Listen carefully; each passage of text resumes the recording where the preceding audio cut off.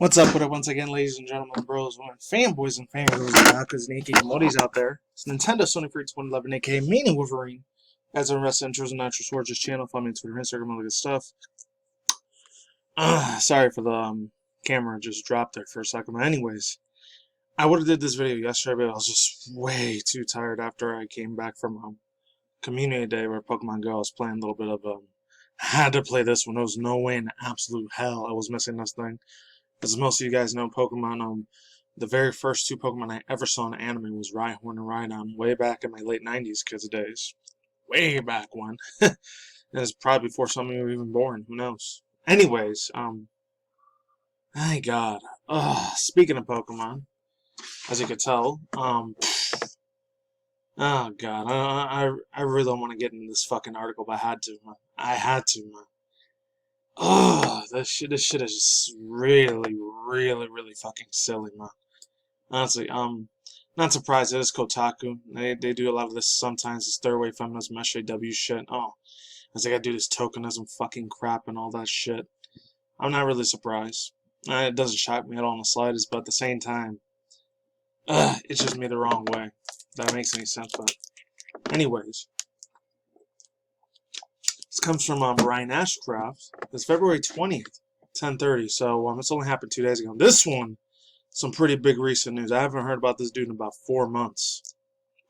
When I did a little bit extra digging again about Mr. Tyler Blevins himself, aka the Fortnite King Ninja, which I've never said nothing really bad about him. Like I said, even my chat and breezes last year, I don't got nothing against the dude. I know him IRL. Who knows, behind closed doors, he's probably a super, I still stand by this, super cool, chill guy. Who knows? It was just one of the original gamers. So you know what? I don't hold any grudges or mean-spirited bullshit to him. I'm not like one of his hardcore fanboys or nothing. Just I don't really care about what he does in his career, but at the same time, I still want to go in defense of this dude. I know I'm gonna burn some people up when I say that, even though I don't know the dude IRL. Dude probably makes $50-60 million a freaking month. He's got $1 billion like sponsorships with Adidas, Nikes, smartphone labels like iPhone, Samsung, T-Mobile, all these phone carriers, Verizon, AT&T, Sprint. So the new dude's got to have at least like $50-60 million at this point. I wouldn't be surprised. I'll get into this in a second though. Let's just get into this first. This is the meat and potatoes of the video. Another will be too. I watched all 3 of the episodes of Pokemon Twilight Wings. By the way, the animation is freaking beautiful and it's phenomenal. Zach. Honestly, it is. So yeah, here we go. So it says Gym Leader Bay. I don't know if her name was ever Bay or B. Out of the top 5 waifu looking chicks on this one, she's probably number 4, and then Nessa's number 5. The best 3, in my opinion. Everyone's waifu tier list for Pokemon's always different. Number 1 is definitely Oleana. She might not be like Professor Wood, but she gives me a lot of Lusamine vibes from Sun and Moon, Ultra Moon, for certain obvious reasons. Number 2 is definitely the female gym leader, the ice type gym leader. I forget her name. I think her name's Melanie, or Melody, or Melanie. Oh my God! Any people ever been on X-Boru and all that shit? Oh my God! That girl is just supreme goddess. The way they do her fan art, oh my God. Of course, if I were to post any of these pictures on YouTube, my channel would get shut down immediately. There's no way in heck I'm doing that. Just go online. Just look at the pictures yourself. And then, yeah. And then the last 2 will probably be between, I forgot her name. Damn. Oh, yeah. Sonia is probably number 3. And then this chick, Bay, is number 4. And then the last one's Nessa, number 5. Top 5 waifus are. Anyways, Gym Leader Bay from, I think a lot of people call it B instead of Bay, from Pokemon Sword and Shield is appearing in the most recent episode of Pokemon Twilight Wings. Notice anything different in the character's animated version? Below are Bay's, some people call her Bay, some people call her B, I don't know. B's official game art screenshot from Pokemon.com. I remember I played this whole series already. I remember she was only exclusive to Pokemon Sword, so I was able to fight her in the official games. Shield, I don't think she was available. I think that was Alistair and the other chick, Melanie. The Ghost-type gym leader, and then the Ice-type gym leader. A Japanese site, Hachima Kiona, hopefully I said that right, Kiowa, points out here, this is a B's appearance in the newest episodes of Twilight Wings. The bitch is just so adorable. She's so kawaii desu ass, man. She's awesome. And I almost cried when I watched this episode too. It's super spectacular, beautiful anime art style here, man. Or anime animation. I wish the full episode, like the other anime, was like that. Or like the Ash and the other one, Gao. That was like the last time I talked about it when I think it was like gender fluid or something, which I'm not even gonna get into none of that topic. That's not what my channel's about. Let's move on. As noted on Hachima Kyoko, there were international fans that said the character had clearly been whitewashed for anime, saying, "Oh my God, they whitewashed B." In Japan, some wondered that the character's skin color looked different because of the bright and sunny way the episode was lit in. Oh man, but yeah, overall thoughts, views, and opinions. I don't know. Me personally, come on. It's a fantasy world of anime and manga. It shouldn't have no sort of real life attachments to anything that's happening in our world or physical world or reality. That's how I see it, in my own personal opinion. I know there's a whole means of escapism and level of immersiveness and all that. To the level of immersion sort of thing, I agree with it, but to a certain extent. When it starts becoming 1984 George Orwell shit, that's where I gotta disagree and put my foot down and say, yeah, I'm not into that shit anymore. I'm sorry, I'm not.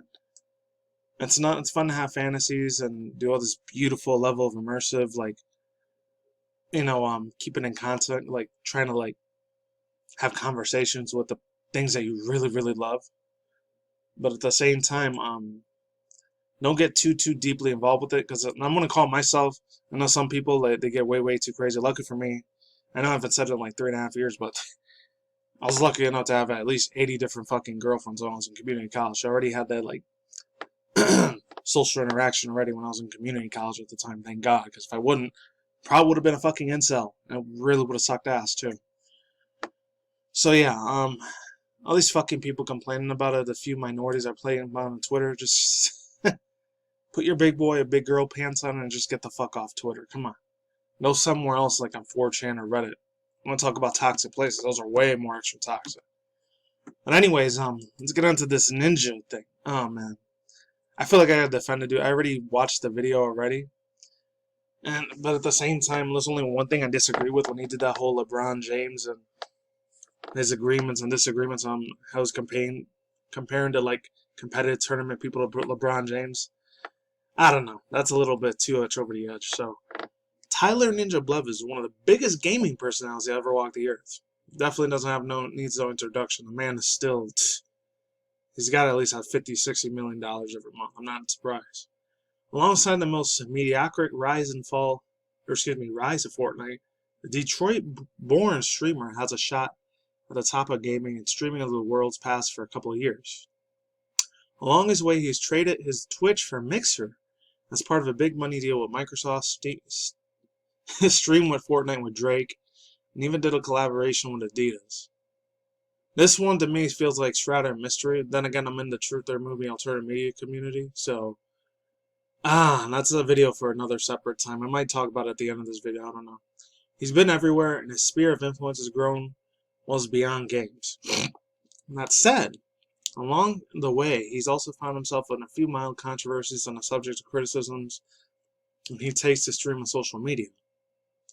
Taking to Twitter, the most popular streamer provided in another example is nothing that saying it's just a game is a weak mindset. According to Blevins, once you stop getting angry for losing, you lose twice. In other words, you should never settle and ignore this opportunity to do something.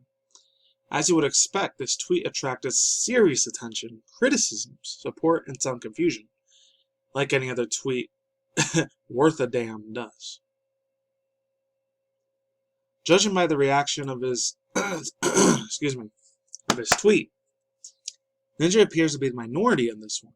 This isn't the first time the streamer has suggested. In fact, that this past he suggested that anyone who has ever used the excuse is a horrible human being. Oh man, I watched the video on that. As always, feel free to leave a like and comment what you think. Do you agree with Ninja stuff? I agree with this thing to a certain extent. I did watch this. Actually, I'm going to watch it again, so that way I know what I'm seeing. But man, there's only one part in there I'll disagree with. I still got to like hear this again, because I heard it like 2 times or 4 times already. I got to hear it 5 more times. lost a game, I'm gonna lose my mind.